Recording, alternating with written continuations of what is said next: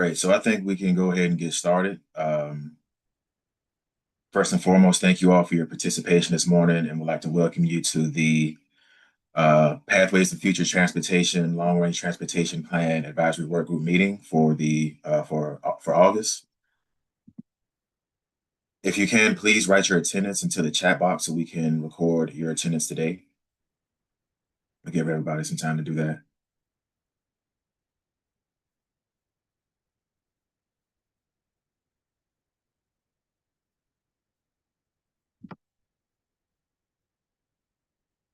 Thank you so much.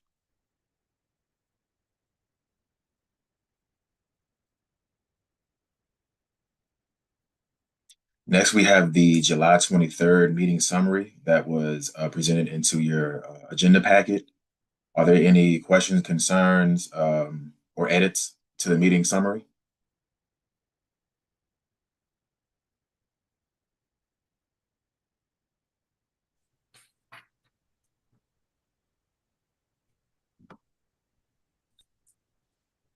All right, hearing and seeing none, we can go ahead to our public comment period. Sid, are there any comments from the public today? We do not have any public comments.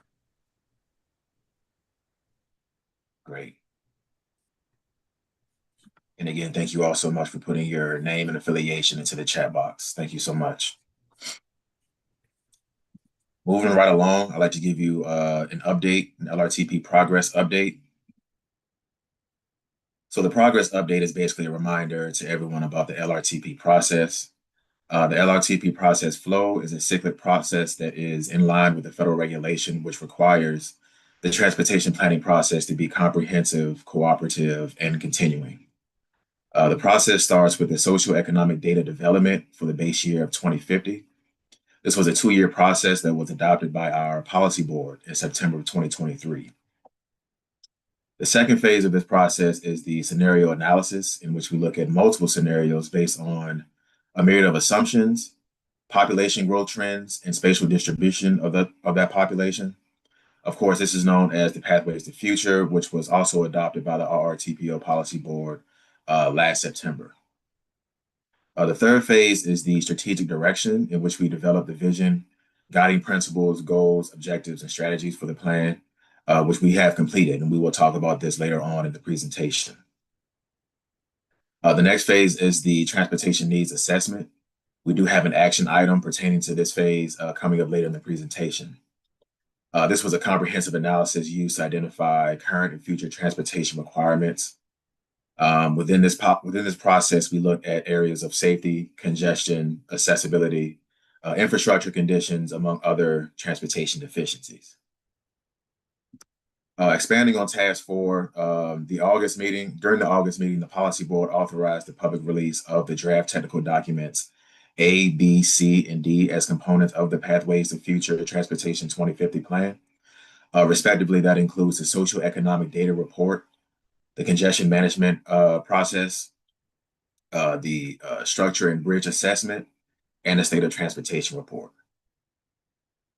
The next phase of the plan is the universe of projects, which we will discuss in depth later on in the presentation. Once we have the universe of projects finalized, we prioritize these projects, then we evaluate the plan, and then finally the plan comes to an adoption by our RRTPO Policy Board. The adoption date is scheduled for September of 2026. So even though this is a cyclic process, we are executing parallel processes. So as we've developed the vision, goals, and objectives, the process leads to the development of performance measures, which we have not started yet. Secondly, we are also working on the transportation issues and identification and then development of the transportation needs. But for this phase of the project, inclusion guidelines, which is basically the guidelines of what type of projects we include in LRTP. So the goals, objectives, strategies, we've had multiple meetings to discuss this, including the group breakout room, which we sought to answer a number of questions. What do we want? The goals. How do we measure success? Objectives. How will we get there? The strategies. We received many comments And finally, we came into an agreement in one of our meetings about the recommended goals, objectives, and strategies. Once that was done, we started a formal public comment period from July 1st through July 15th. As you can see, this is the condensed version of what we actually did. So it's easily digestible by the public. So instead of giving all the details, we tried to give the public a snapshot of what had been done and captured of what we discussed. So this was the one-page overview, which we went for a public comment period. Midway through the process, we uploaded the full version of the goals and objectives and strategies so that whoever was looking at the plan can get a full picture of what has been done. The comments that we received 31 total comments from 8 total participants. These comments came from the transportation community, so they were fairly comprehensive. For the most part, these comments were generally positive and called for more ambitious direction in the objectives. As you can see here, between goals A, B, C, and D, we have pretty much an even distribution of comments. And we have a total of 31 comments from that public engagement period. And that can still be seen at engage.planrva.org/LRTP.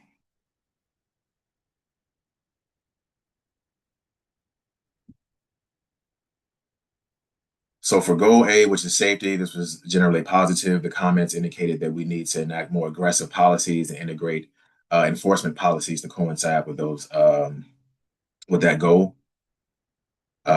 B, which is sustainability, was also very well received, and again asked for more ambitious objectives, for more swift and practical support for environmental concerns. Goal C is reliability. It was also generally positive.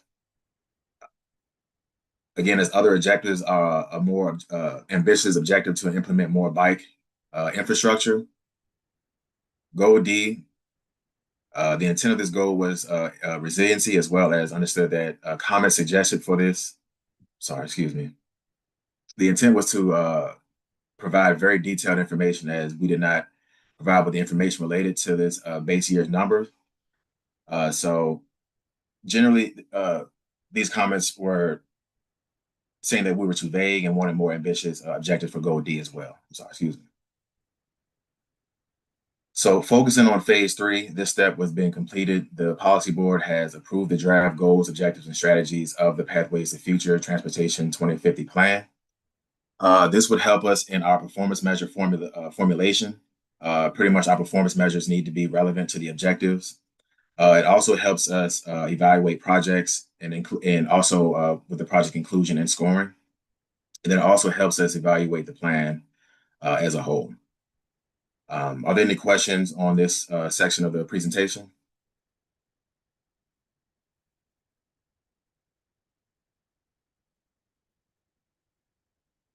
All right, great. Hearing none, we can move on to the phase 4, the existing multimodal transportation issues needs inventory update. So this presentation provides an update on the progress made towards compiling regional multimodal transportation issues and needs for locality agency review. So Plan RVA staff provided advisory work group locality and agency staff with the issues inventory spreadsheet and story map. Staff allowed the group 2 weeks to review the materials. Staff then scheduled hour-long meetings for the week of July 14th with the goal of finalizing the spreadsheet and issue story map. The purpose was not to discuss projects, but strictly what are the issues. So are there any additional issues that we missed in our data analysis? And we wanted to have the opportunity to record those accordingly. The issues themselves were a culmination of our existing conditions analysis, various studies and plans, and public engagement feedback. The issues were mapped to the LRTP network, which consists of over 30,000 links and consists only of roads classified as principal arterial and above. The needs or the solutions to the issues were derived from corridor level analysis or came from the aforementioned studies and plans.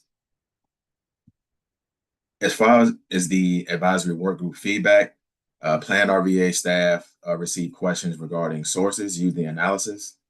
Staff provided a list of sources to the advisory work group during the July 27th LRTP advisory work group meeting. Additional sources were shared with the LRTP staff during locality and agency meetings. Plan RVA staff received questions regarding congestion definitions and thresholds. Congestion measurements only captured the top 10 in the original issues compilation. After meeting with the advisory work group members, all congestion links highlighted within the congestion management process will be included in the internal spreadsheet for future analysis. There were also questions regarding existing conditions and ongoing and future conditions. Several ongoing traffic studies were conducted at the time of the issues compilation. These studies were not included in the analysis, but will be considered in the future project identification. And there were also questions about rural project inclusion.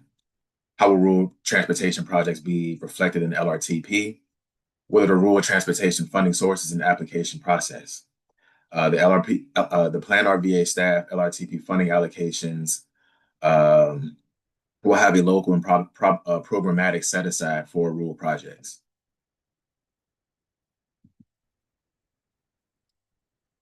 So in terms of the issue spreadsheet story map revisions, there are requests from advisory work group members to include additional roadway issues within the spreadsheet and story map. Pertaining to these requests, changes were made to the inventory and story map only if these issues met the following threshold. The issues must be on the LRTP network, which includes road classified as principal arterial and above. Major intersection issues must have at least one leg on the LRTP network, and capacity change, other improvements to the highways not on the LRTP network, providing access to interstate, freeways, interchanges, as well as part of a new interchanges and interchange modification projects. Park and ride recommendations were included within the revised spreadsheet and included within the travel options section of the story map. These recommendations came from the 2019 Richmond Regional Park and Ride Investment Strategy and include recommended park and ride locations, as well as prioritize regional census tracts and park and ride improvements. So what I'm going to do here is go to our issue spreadsheet. I just want to give a snapshot of what has been done. We did add park and rides within the spreadsheet. So here's an example from Chesterfield County. As we go down, we followed the same binary attribute in which an issue corridor got a 1 if it needed parking rides, or a 0 if it did not have needs for parking rides.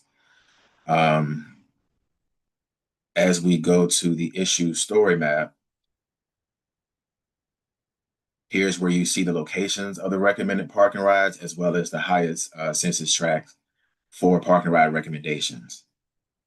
And as we look a little closer, as you can see, a good majority of the parking rides are located in Chesterfield, or recommended parking rides are located in Chesterfield County.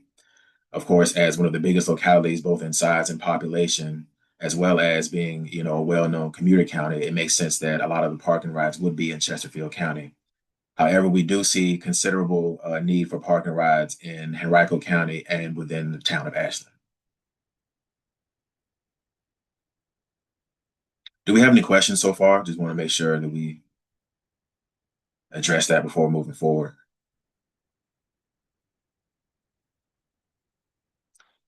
Hearing none.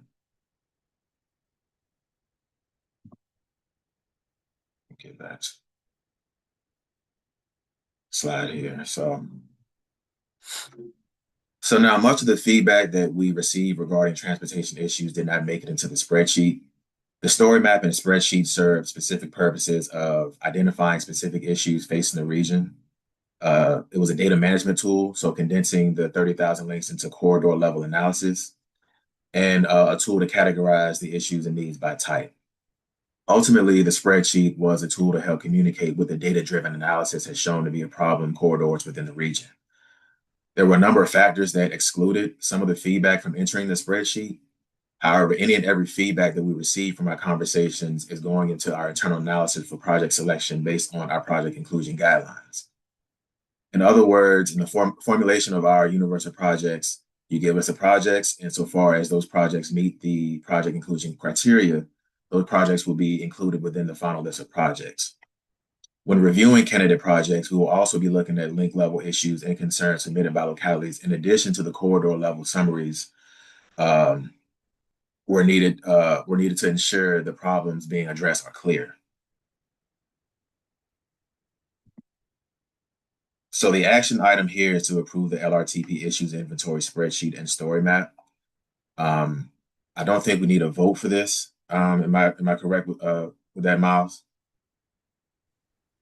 Yes, that's correct. So we're operating on consensus. So really, if anybody has concerns with advancing this, we want to hear about them now. But otherwise, the goal is to get consensus from the work group to move this issue inventory forward so we can begin working on the universe of projects. Trip, you have your hand up. Yes, sir.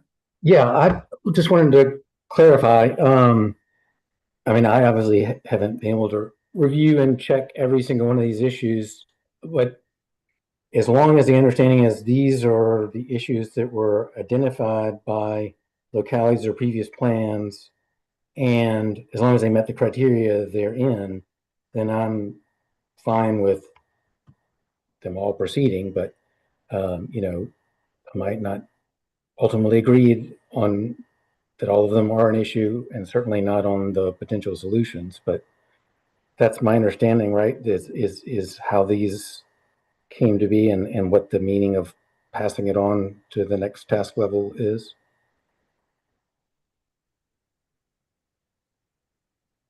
Yes, I think that's a fair assessment. So basically, this is the summary of the issues we got from the data analysis and studies, and then this will move on to the universe of projects. And I think to your second part, that the solutions would come through the universe of projects, and that's where, as I think Sulab's mentioned several times, an issue could have multiple solutions. So there could be the transit solution, it could be a highway capacity solution, and that's where we start to differentiate how we want to address the problems.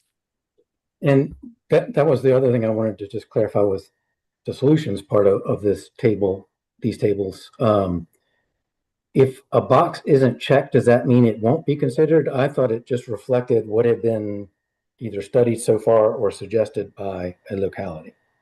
That's correct. So those are solutions that had been identified in a previous study, but that doesn't necessarily mean those are the only solutions that may come out of the next step of the process. Okay, great. Thank you.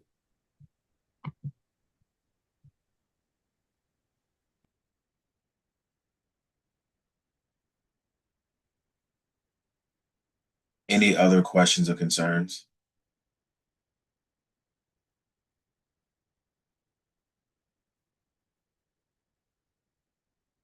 All right, hearing none, if there are no objections to the LRTP issues inventory, spreadsheet, and story map, then we can move to approve these documents as a part of our task 4.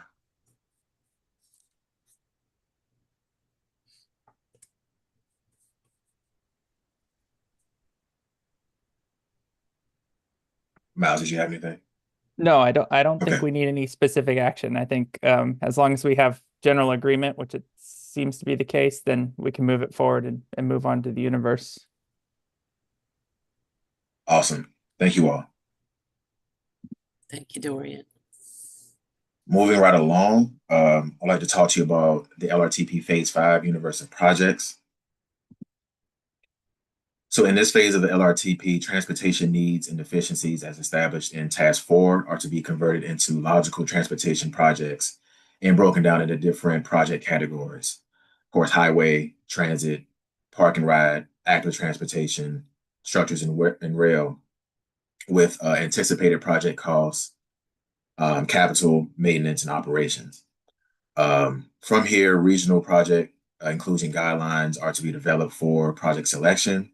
Only these projects will be scored for project prioritization in Task 6. So the deliverables here are the regional project inclusion guidelines and the universe of regionally significant multimodal transportation projects. We have a tentative date of December 2025 to be adopted by the policy board. So projects can be conceivably split into two buckets. regional and local programmatic projects. For regional projects, if it's not in the constrained long-range plan, it is not eligible and will need an LRTP amendment to be eligible for regional funds. If it is in the constrained long-range plan, then they are eligible. Additionally, local or programmatic projects will be eligible for funding as well.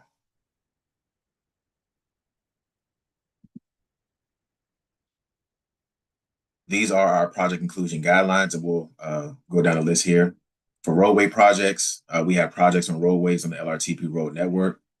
This includes capacity changes, adding or removing lanes, changing use of lanes, bus-only lanes.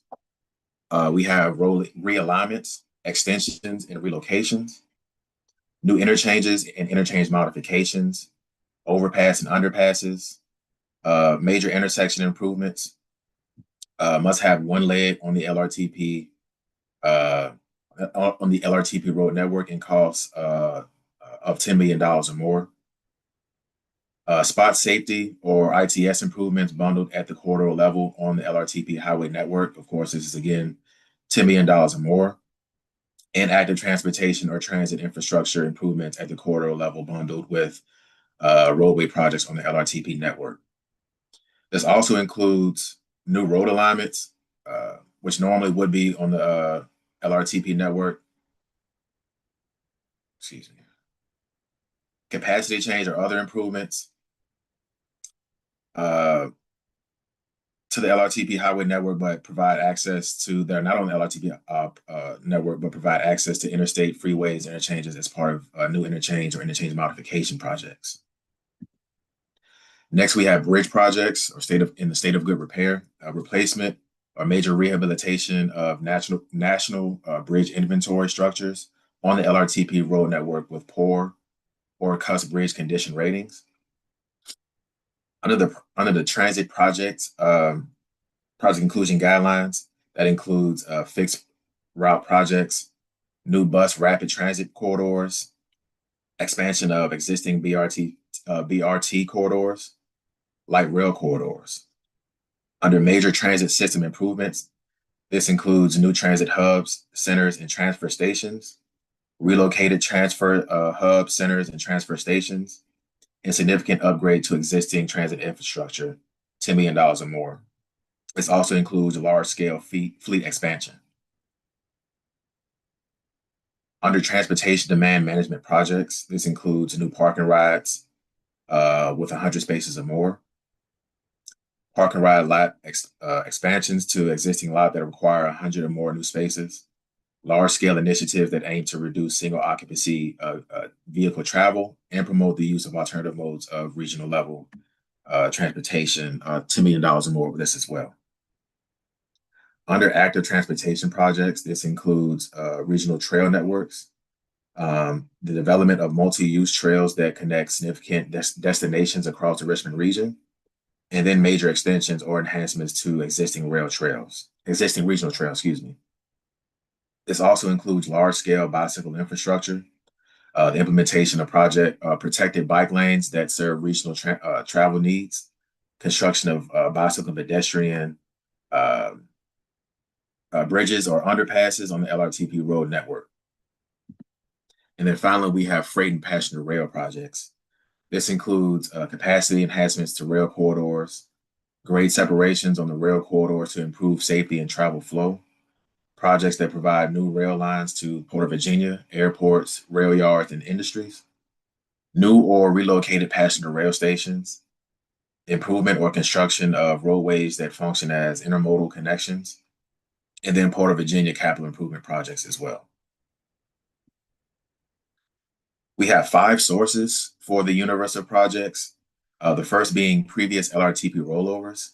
In our last LRTP, only about 15% of the projects were funded, so the other 85% will be rolled over to the new LRTP list of projects. Unfunded projects from Smart Scale, CBTA, and RRTPO. Recent plans and studies. These are plans and studies regionally that usually have recommended projects throughout these studies, so they will be, insofar as they reach the threshold for the project inclusion guidelines. They will be included into the universal projects as well. Comprehensive plans and conceptual plans also have a myriad of transportation project recommendations. Those will be included as well insofar as they meet the project inclusion guidelines. And if all else fails, we look to the LRTP needs assessment for projects that will be included within the universal projects. As stated before, these are your project champions. Of course, each locality will be the champion of their respective projects. Additionally, the RRTPO will be responsible for multi-jurisdictional active transportation projects, bridge projects, and highway projects crossing jurisdictional boundaries. GRTC with transit projects, VDOT with interstate projects, DRPT, DPRA with rail projects, the Port of Virginia with Richmond Marine terminal related projects, and then ride finders for TDM related projects. So that's just an overview of the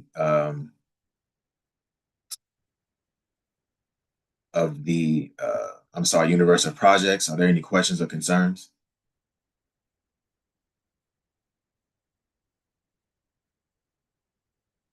Good morning, Dorian. It's Stephanie with RVA Rapid Transit. I just have a quick question. I noticed that I didn't see sidewalks included in active transportation or at all. I saw regional trails. Maybe I missed it, but I'm just wondering, should we include like, the improvement and just knowing how few sidewalks or just how we need a lot of repair on sidewalks, particularly in Richmond, but also in the counties.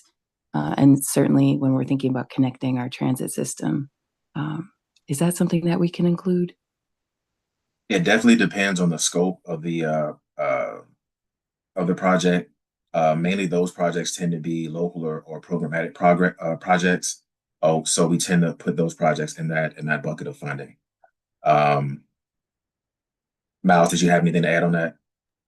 I would just add that we did have, if you go back to the highway piece, the first component of the roadway network, there is a category for the active transportation or transit infrastructure at the corridor level that's bundled. So that would include like sidewalk, bus stop improvements that are all undertaken at the same time with the roadway improvements. So for the larger scale roadways, I think we heard pretty clearly from the work group a couple meetings ago that that was what we wanted to see, was a way to bundle some of those projects when they're happening as part of an overall strategy for the corridor.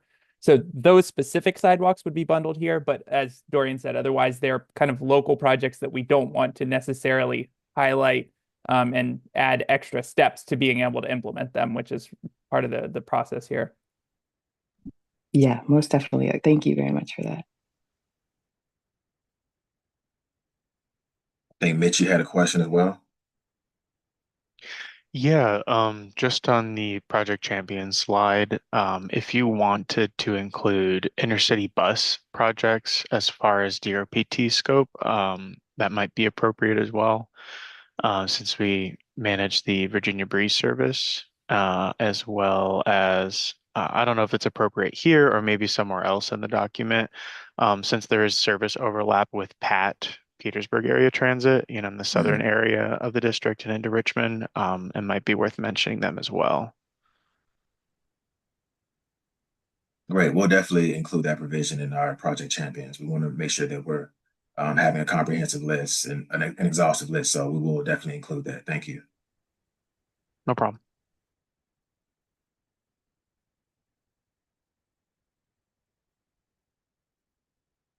Any other questions or concerns?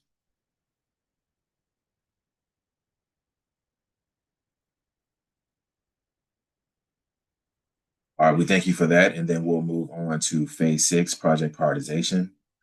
This will be a presentation from Miles Bushing. Would you like to share your screen and draft, or would you like me to? I can share.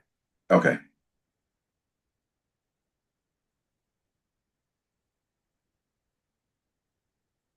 Hey, good morning, everyone. This next piece is kind of the follow-up to what we've just gone through. So we went through the issues inventory. So we closed out task 4. Developing the universe of projects, the range of solutions is task 5. And then the next step is for us to come up with our priorities for investment, which is step 6 of the process. So turning that universe of projects into an investment plan. And that's known as project prioritization. Just as a quick introduction, what is prioritization? It's essentially how we evaluate and rank potential solutions based on how much they're expected to contribute toward our goals. So you can see here, this is the scorecards that we used the last time we did the LRTP. We had 5 different goal areas. We used data to assess each project and how we expected it would contribute toward meeting those goals, which allowed us to calculate a benefit score for every project. And so why do we do prioritization? Why is this part of the process? One of the key distinctions between the LRTP planning process and more of the visionary planning, like a transit vision or like the comprehensive plans that localities have, is that this plan is fiscally constrained. So essentially, that's just a way of saying that we have to be able to show that there's enough revenue to cover all of the different projects and strategies that we want to invest in over the 20-year life of the plan.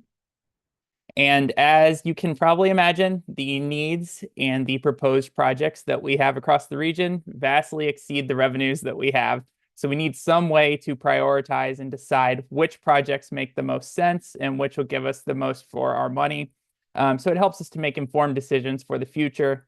This diagram that you can see on here actually shows from the last LRTP, we had about $20.5 billion over the 20-year life cycle of the plan.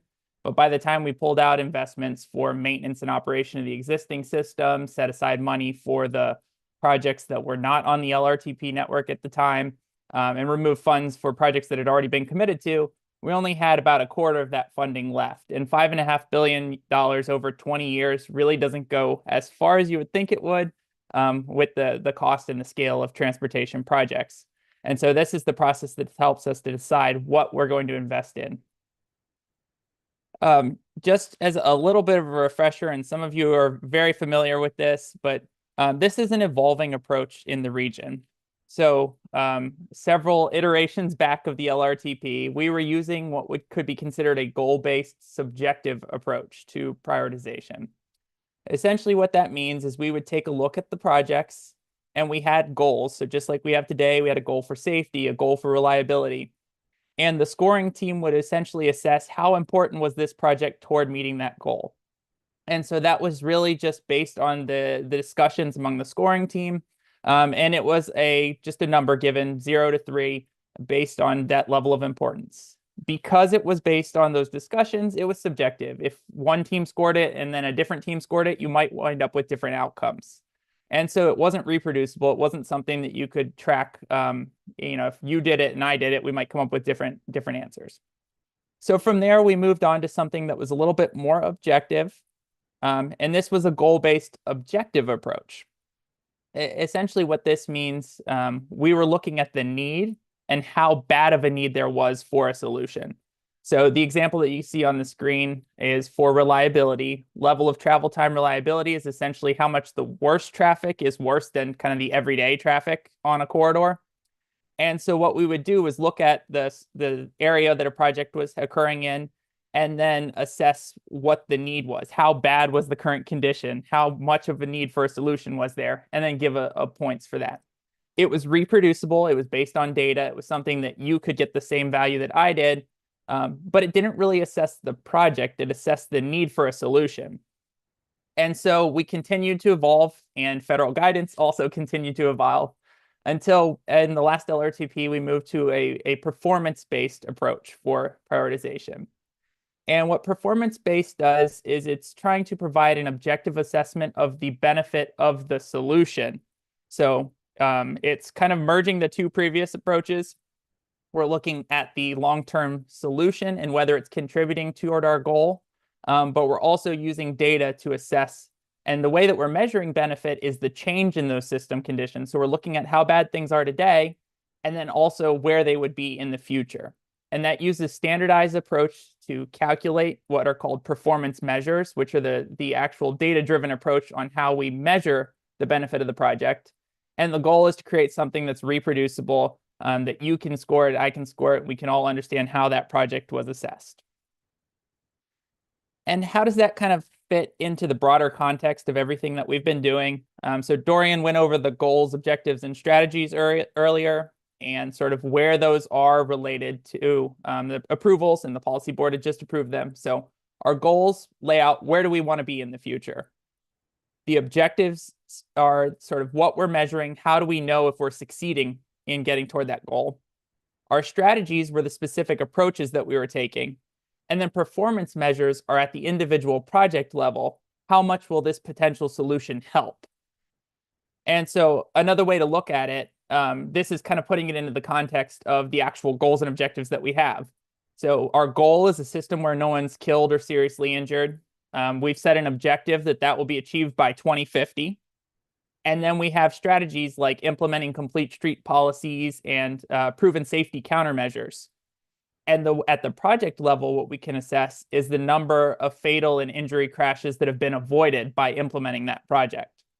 So this gives us a clear crosswalk where the individual project is evaluated by how much it's contributing to that objective, and all of that feeds back into us obtaining that goal that we want for the future. So again, performance measures are the before and after based on the project. The biggest benefit to using them is that it allows us to compare projects across modes, across localities, and across time, because we're using the same approach. So we can say a project implemented yesterday and a project that we implement in another year, we can see how they did on reducing crashes, and they're comparable. Same thing if it's in downtown Richmond or if it's out in Powhatan County, we can see how they're doing on the same measure. This is all built on a lot of the academic research that takes place in the field. It uses a lot of modeling and GIS, so it's really data intensive, time intensive. On the last LRTP, we had 15 performance measures, which were spread across the 5 goals. Our expectation is it'll probably be something similar in terms of the number that we have this time around, but obviously they'll be aligned with the goals that we have this time. You can kind of ignore the images and the numbers on the left, but this is an example of like how the calculations actually work. So like for safety, we actually look at how many crashes have occurred in the past 5 years within a project area. We average that out to get an annual number. And then there's research suggesting certain types of improvements will reduce crashes by a certain percentage. And then we can calculate what the future number of crashes would be and calculate that delta. So everything is about getting that change and figuring out what the change is. So I guess the big thing I want to focus on is sort of what's new this time around. So obviously the first piece is going to be something that we've already started on, which is reviewing the alignment of our existing performance measures with the new goals, objectives, and strategies that have been adopted. Part of that is just making sure that we're still capturing the right thing, but the other part is making sure that those performance measures are actually something that can quantify the quantifiable objectives, right? So it's feeding into that overall objective that we want to measure.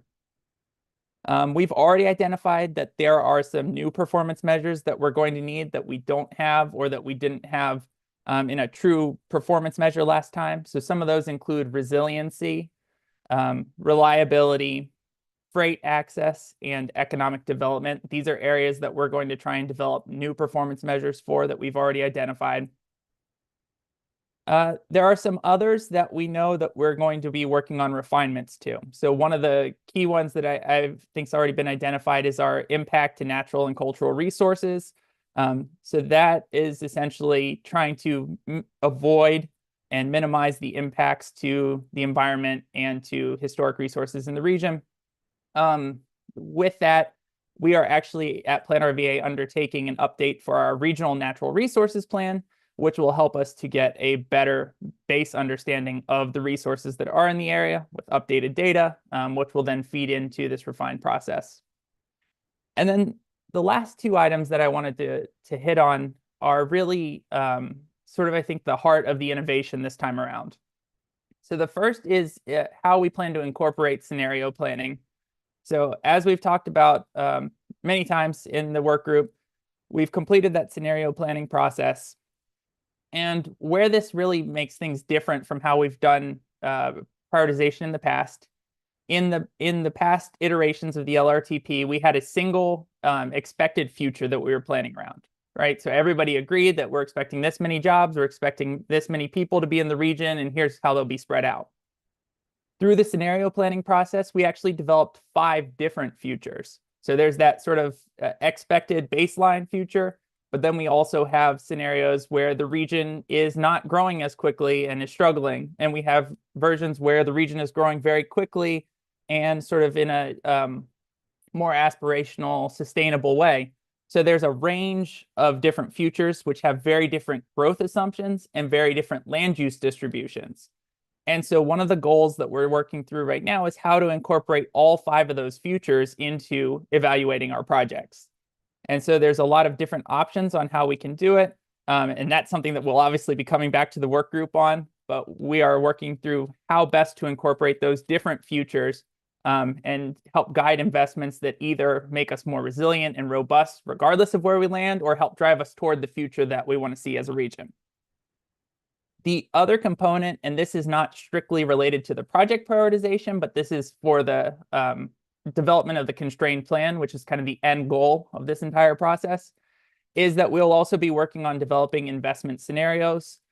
We'll be talking about that more when we actually talk about the constrained plan in a future meeting, but the goal with that is to actually prioritize the projects and then come back to the work group with a slate of potential investment scenarios. So in the past, we've brought you a single, like last time we brought you a single investment scenario, and then there were revisions based on that.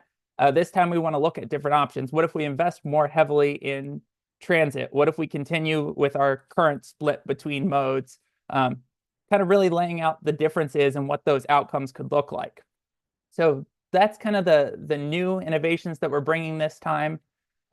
There's a lot of work that's got to be done, but this is also sort of targeting for completion this winter so that we can go to the public in the late winter, early spring with the projects and the range of investment options. So that's all I have for today. I'm happy to answer any questions.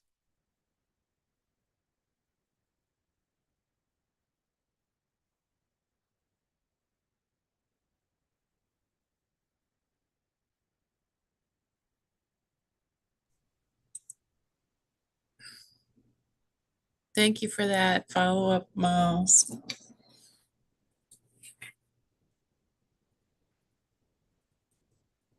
It looks like Trip has a question. Yeah, not a question, just a comment. Really glad to see the scenario analysis in here. I think that is a huge improvement. So thanks.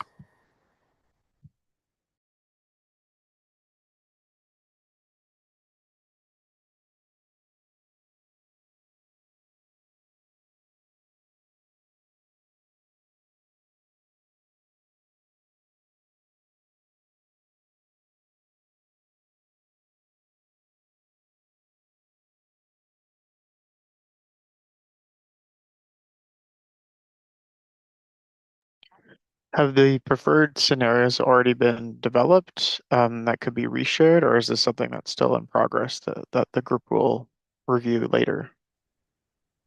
For the land use scenarios, Yes. yes, that's all developed, and we can share that link out with the work group. That was phase 2 of the process, I think it was. So we can share the link to those resources so everyone can review those and the sort of the 5 different distributions that we had for sort of what the future could look like. And I will add that on my to-do list to make sure we get that to you. Great, thank you.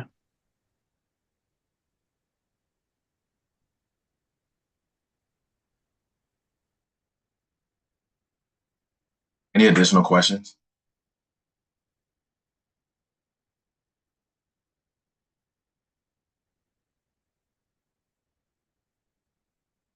All right, thanks, Miles.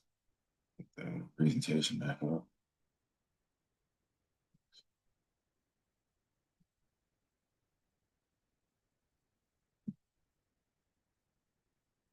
So our next meeting will be September 24th.